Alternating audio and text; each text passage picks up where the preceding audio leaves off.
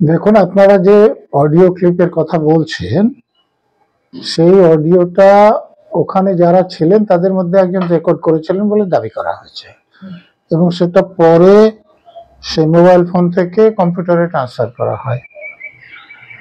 তদন্তকারী সংস্থা সেটা পেয়েছে, এবং সেখানে যে কথার উল্লেখ করা আছে সেখানে কালীঘাটের কাকু দাবি করছেন যে অভিষেক ব্যানার্জি 15 কোটি টাকা চেয়েছিলেন। তিনি যখন বলেন যে তাদের কাছ থেকে তো 6.5 লাখ টাকা করে ইতিমধ্যে নেওয়া হয়েছে, 8 টাকা তিনি দিতে পারবেন না, তখন অভিষেক ব্যানার্জি বলেন যে তাহলে ওই নিয়োগগুলো সব বাতিল করা হোক। এও বলেন যে ওদেরকে তাহলে অ্যারেস্ট করানোর ব্যবস্থা করব, না হলে যদি টাকা না দেয়, আর না হলে দূরে কোথাও ট্রান্সফার করে দেব। তো এখানে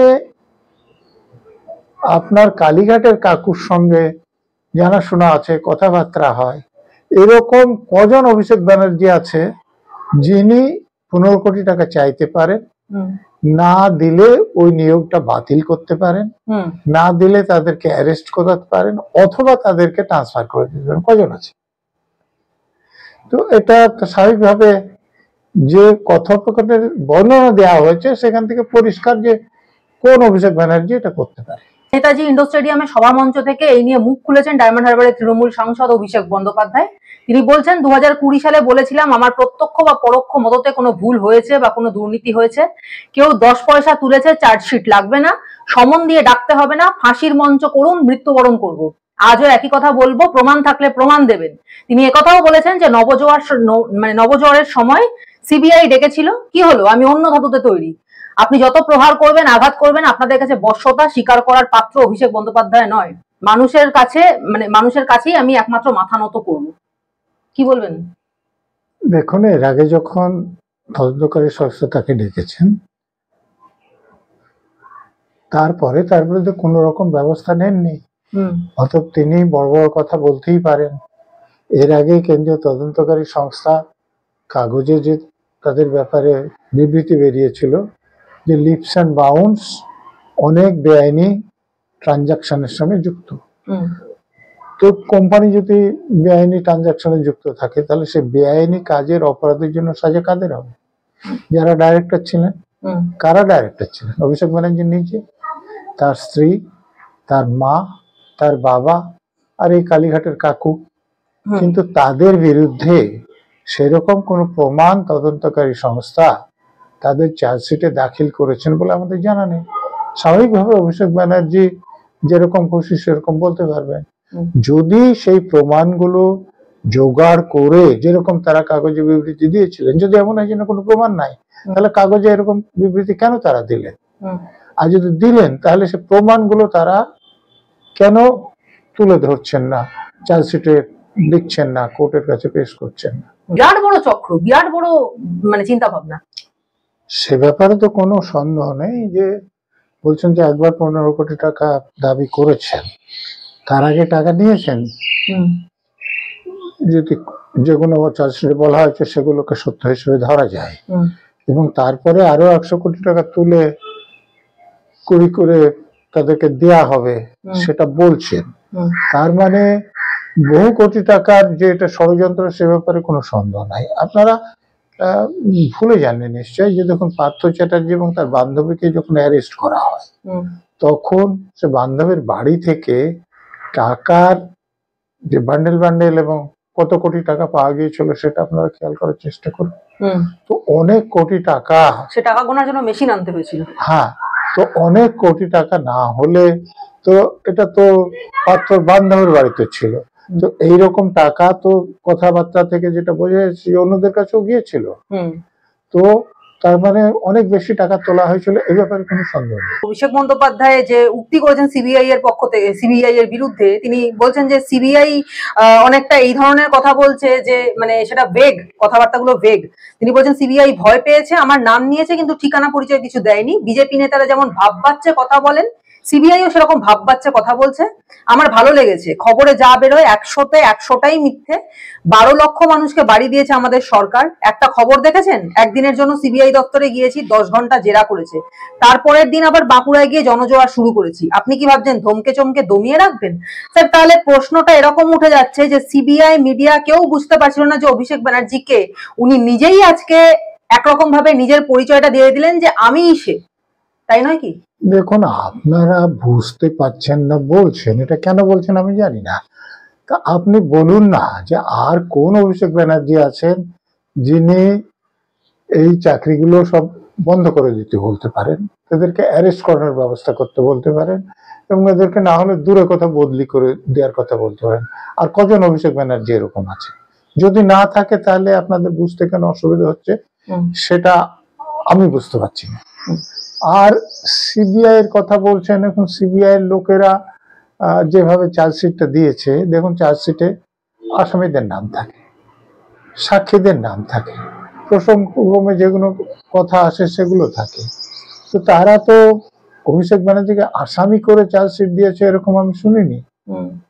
তো যদি তিনি টাকা চেয়েছেন এটা জানা যায়, তাহলে তো সিবিআই এর উচিত ছিল যে কালীঘাটের কাউকে জিজ্ঞাসাবাদ করে এবং অন্য যাদের সঙ্গে কথা হচ্ছিল তাদের জিজ্ঞাসাবাদ করে যে এই অভিষেক ব্যানার্জি সে কালীঘাটের কাকুর বস, যাকে কারো ছুতে পারার ক্ষমতা নাই এরকম বলে কালীঘাটের কাকু দাবি করেছিলেন, সেই অভিষেক ব্যানার্জি কিনা এটা তাদের নিশ্চিত করা উচিত ছিল। আর তারপরে তিনি যদি 15 কোটি টাকা নিয়ে থাকেন তাহলে কালীঘাটের কাছ থেকে এটা জানা দরকার ছিল যে কিভাবে নিয়েছেন, আর যে দাবি করেছিলেন সেটা কিভাবে দাবি করেছিলেন। এই ব্যাপারগুলো তো সিবিআই এর খোলসা করা উচিত ছিল।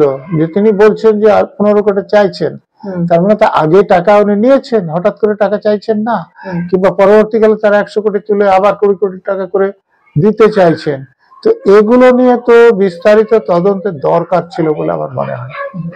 অভিষেক বন্দ্যোপাধ্যায় সাফ বলছেন যে রটানো হচ্ছে অভিষেক বন্দ্যোপাধ্যায় বিজেপিতে যাবে। আরে আমার গলা কেটে নিলেও আমার গলা থেকে মমতা বন্দ্যোপাধ্যায় জিন্দাবাদই বেরোবে, আমি বেইমান নই। বাজারে ছড়িয়ে দেওয়া হচ্ছে নতুন দল আসছে, বিজেপির হাতে কলকে আর তামাক খেয়ে কয়েকটা সংবাদ মাধ্যম আর সাংবাদিক এই কাজ করছে। খবরে যা দেখবেন আমি বলছি 100% মিথ্যা। স্যার, তাহলে প্রশ্ন হচ্ছে এই যে চাকরি চুরি, এই যে রেশন চুরি, তারপরে এই যে গরু পাচার, যা যা হচ্ছে এই সব মিথ্যা, যা সংবাদ মাধ্যম বলছে সব মিথ্যা। দেখুন, তদন্তকারী সংস্থা যেভাবে তদন্ত করেছে, তারপর কোর্টে বিচার হয়ে এরা যদি জেলে চলে যেতেন তাহলে মিথ্যা কথা বলার সুযোগ পেতেন না। দেখুন, পার্থ চ্যাটার্জি 2 বছরের বেশি সময় হাজতে আছেন, কিন্তু কোর্টে তিনি দোষী সাব্যস্ত এখনো হননি। তার বিরুদ্ধে যে প্রমাণ তদন্তকারী সংস্থা দিয়েছে, কোর্ট তাকে মান্যতা দিয়েছে, নাহলে এতদিন কাস্টডিতে রাখার কথা নয়। কিন্তু বিচার করে যদি জেলে চলে যেতেন, এই যে লিপস এন্ড বাউন্সের বিরুদ্ধে বা অভিষেকের ব্যানার্জি কেন্দ্রীয় তদন্তকারী সংস্থা যেগুলো বলছে, তো তার বিরুদ্ধে প্রমাণ দিয়ে তাকে আসামি করে চার্জশিট দিন না, সেটা দিতে কে মানা করেছে? যদি দেন এবং তারপরে আদালতে বিচার হওয়ার পর যদি তিনি জেলে যান, তাহলে তো তার এরকম কথা বলার সুযোগ থাকবে না। এদের তদন্তের রকম সকম দেখে তো মনে হচ্ছে তিনি যাতে বড় বড় কথা বলতে পারেন তার সুযোগ করে দেওয়ার জন্যই এটা করা হচ্ছে। আর শুধু জনৈক অভিষেক বন্দ্যোপাধ্যায় নয়, আপনি এক্ষুনি লিপস এন্ড বাউন্সের কথা বললেন, এই সিবিআই এর 3য় সাপ্লিমেন্টারি চার্জশিটে কিন্তু সেই লিপস এন্ড বাউন্সেরও নাম রয়েছে। সিবিআই এর দাবি এই কোম্পানির রিসেপশনিস্টের ইমেলে পৌঁছেছিল 157 জন অযোগ্য চাকরি প্রার্থীর তালিকা। সেই তালিকা পাঠানো হয় সুজয় কৃষ্ণ ভদ্র ওরফে কালীঘাটের কাকুর ইমেইলে। চার্জশিটের 14 নম্বর সিবিআই উল্লেখ করেছে লিপস এন্ড বাউন্স সংস্থার নিউ আলিপুরের অফিস এবং বেহালায় নিজের বাড়িতে বসেই বেআইনি নিয়োগের ঘুষের টাকা নিতেন সুজয় কৃষ্ণ ভদ্র। সাব এজেন্টদের থেকে কবে কত টাকা পেতেন তা আবার ডায়েরিতে লিখে রাখতেন কাকু, এমনই দাবি করছে কেন্দ্রীয় এজেন্সি। গোয়েন্দা আধিকারিকরা এও জানতে পেরেছেন যে তদন্ত শুরু হতেই সমস্ত ডায়েরি নষ্ট করে ফেলেছেন কালীঘাটের কাকু। মানে প্রমাণ লোপাট আর কি বলুন। তো প্রমাণ লোপাট একটা অপরাধ, তিনি যে লিখে রাখতেন তারপরে লোপাট করেছেন এটা যদি কোর্টে দেখাতে পারেন তাহলে তার জন্য আলাদা সাজা হবে, কিন্তু তার বিরুদ্ধে কিছু প্রমাণ দাখিল করতে হবে। এই যে তাকে প্রথমত ধরা বা তার যে ভয়েস স্যাম্পল নেওয়া এত দেরি করে তদন্তকারী সংস্থা করেছে যে এটাতে মনে হয় যে ভালোভাবে তদন্ত তারা ঠিক সময়ে করেন। মানে এখানে আপনি সিবিআই এর গাফিলতিটাই দেখতে পাচ্ছেন।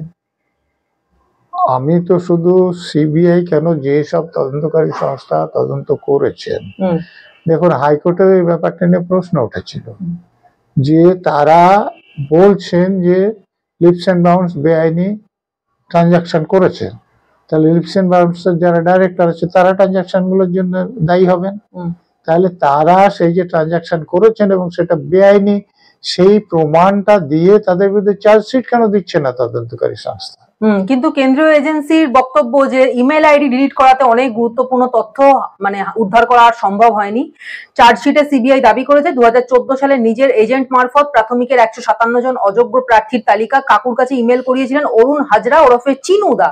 এই 157 জনের মধ্যে 51 জন অযোগ্য প্রার্থী মানে অযোগ্যকে প্রাথমিকে চাকরিও দেওয়া হয়েছে বলে জানা যাচ্ছে। এবং এই অরুণ হাজরার এজেন্টরা ডায়েরিতে ঘুষের টাকা সংগ্রহের হিসাব দিনক্ষণ উল্লেখ করে লিখে রাখতেন, টাকা পাওয়ার পর তাতে সই করতেন চিনুদা। এরকম 10টা ডায়েরি বাজেয়াপ্ত করা হয়েছে সিবিআই এর পক্ষ থেকে। হ্যাঁ, এগুলো তো নিঃসন্দেহে প্রমাণ, কারণ ডায়েরিতে যেটা লেখা হচ্ছে ডে টু ডে সেটা আদালতে গ্রাহ্য হয়। তো সেটা যদি হয় তো এগুলো থেকে তো অনেকটা প্রমাণ হবে। এবং তাদেরকে জিজ্ঞাসাবাদ করার পর যদি তাদেরকে আসামি করা হয়, যদি আসামি না করা হয় তাহলে তাদেরকে অ্যাপ্রুভার করে তাহলে তো আদালতে পেশ করা যায়। কিন্তু যারা বেশি অপরাধী তাদের সাজার ব্যবস্থা হওয়া উচিত, নাহলে শুধু শুধু এই হাওয়াতে এসব গল্প গুজব করে খবর ছড়িয়ে কোনো লাভ নেই। মুখ্যমন্ত্রী বলছেন বিজেপি এজেন্সিগুলোকে কাজে লাগাচ্ছে বদনাম করতে। তার মানে কি সমস্ত চুরি, দুর্নীতি, চাকরি দুর্নীতি, চাকরি চুরি যা যা হয়েছে সমস্ত মিথ্যে, সবটাই বিজেপির করা প্রোপাগান্ডা? আসলে দেখুন, নিজে তিনি যেটা করেন, এই যে আরজিকর কাণ্ডে যেটা করেছেন, তিনি স্বাস্থ্যমন্ত্রীর পদের অপব্যবহার করে কলেজের প্রিন্সিপাল বা অন্যদের দিয়ে খুন এবং ধর্ষণের মামলাটা চাপা দিয়ে সেটা আত্মহত্যা বলে চালানোর চেষ্টা করেছিলেন। তিনি পুলিশ মন্ত্রীর পদের অপব্যবহার করে পুলিশের লোকদেরকে দিয়েও এই যে ফাঁড়ি থেকে থানায় যে খবর দিয়েছিলেন সেটা আত্মহত্যার ঘটনাগুলি চালাতে চেয়েছিলেন। অতএব তিনি যেটা করেন ভাবছেন যে কেন্দ্রীয় তদন্তকারী সংস্থাও সেরকমই করছে, এবং কেন্দ্রীয় তদন্তকারী সংস্থা যদি এই কাজটা ভালোভাবে করতেন এবং যারা এই কথাগুলো বলছেন তাদের যদি জেলে পাঠানোর ব্যবস্থা করতেন তাহলে তাদের আর বলার কোনো সুযোগ থাকতো না। এই যে নিয়োগ দুর্নীতিতে পার্থ চ্যাটার্জির কাছ থেকে কত টাকা উদ্ধার হয়েছে, পার্থ চ্যাটার্জি 2 বছরের অধিক কাল ধরে হাজতে আছেন, তো পার্থ চ্যাটার্জি যে অপরাধ করেছেন তার দায় তো মমতা ব্যানার্জি এড়াতে পারেন না। সংবিধান অনুসারে মন্ত্রিসভার দায়িত্ব যৌথ, এবং যে অপরাধ পার্থ চ্যাটার্জি করেছেন তার দায়িত্ব মমতারও। আর মমতা যে এর জন্য দায়ী সেটা নিজেই প্রমাণ করেছেন। মন্ত্রিসভায় রেজুলেশন নিয়েছেন যে যারা টাকা দিয়ে যারা চাকরি পেয়েছে অতিরিক্ত পদ সৃষ্টি করে তাদের চাকরিগুলো যাতে বাঁচানো হয়। হাইকোর্টে সেভাবে এফিডেভিটও করা হয়েছিল, হাইকোর্ট রাজি হয়নি বলে এই প্রচেষ্টা সফল হয়নি। কিন্তু যারা টাকা দিয়ে চাকরি কিনেছে তাদের চাকরি বাঁচানোর জন্য মমতা ব্যানার্জি যদি এই দুর্নীতির সঙ্গে যুক্ত না থাকবেন তাহলে তার অত দরদ উথলে পড়ছে কেন? যারা যোগ্য প্রার্থী চাকরি পায়নি, দিনের পর দিন, মাসের পর মাস, বছরের পর বছর রোদে পুড়ে জলে ভিজে শীতে কষ্ট পেয়ে রাস্তায় বসে আন্দোলন করছেন, তাদের জন্য তো তার দরদ উঠলে পড়তে আমরা দেখিনি। কারণ যারা টাকা দিয়ে চাকরি পেয়েছে তাদের চাকরি গেলে যাদেরকে টাকা দিয়েছে তাদের পিঠের উপর পড়বে। এবং কুন্তল ঘোষের কথা যদি বলা যায় 10% রেখে বাকি 90% তো পাঠিয়ে দিয়েছে, যাদের কাছে পাঠিয়েছে তাদের উপরে পড়বে, সেটা যাতে না পড়ে তার জন্য এত দরদ।